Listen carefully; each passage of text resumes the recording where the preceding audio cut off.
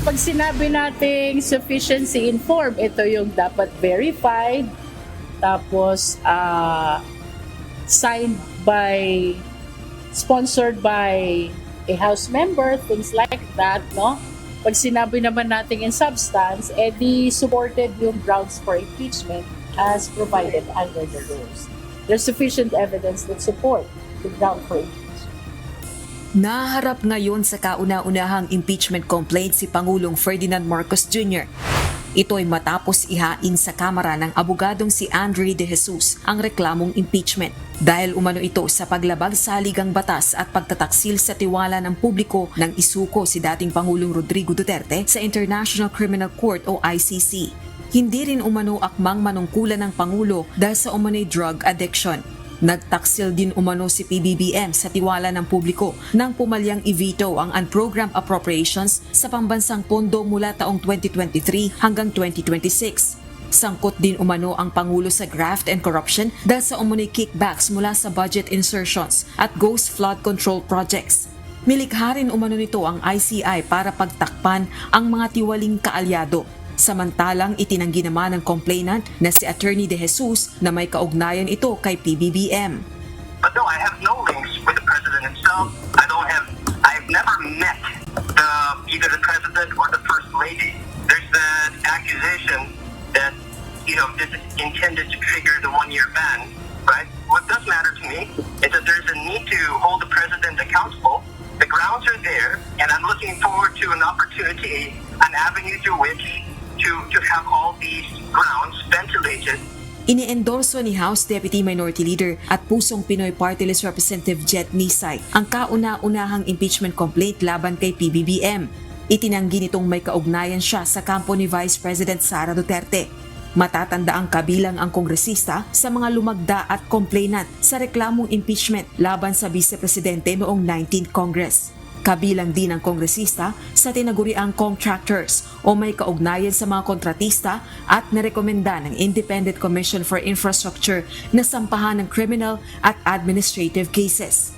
Ito yung gustong pag-usapan ng taong bayan, hindi puro sa social media.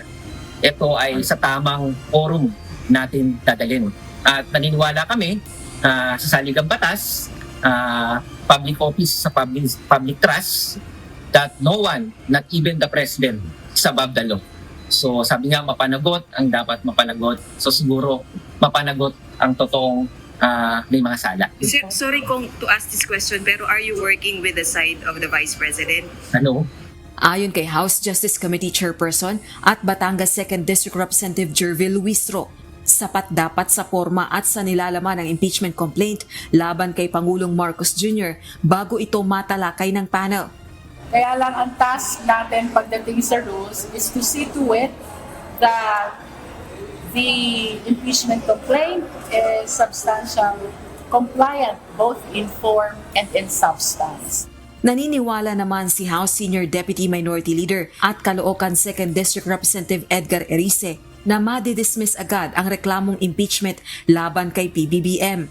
It would require some pieces of evidences. And I find it strange that they did not attach, for example, 2023, 2024, 2025 GAA, which contains, they have to present the NEP and they have to present the changes in the NEP, in the GAA. And they should present that the fact that the president allowed for 3 years, that allowed that this budget was mangled by Congress.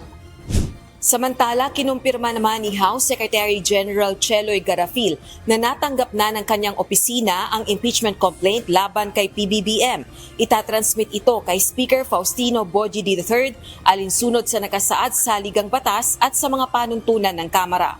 Sa loob naman ng 10 session days, dapat mai-include ng House Leader ang impeachment complaint. At sa loob ng 3 session days ay mai-refer na sa House Committee on Justice. Oras namang mai-refer sa House Justice Panel ang reklamong impeachment. Initiated na ito at wala nang iba pang impeachment complaint na pwedeng ihain laban sa presidente sa loob ng 1 taon.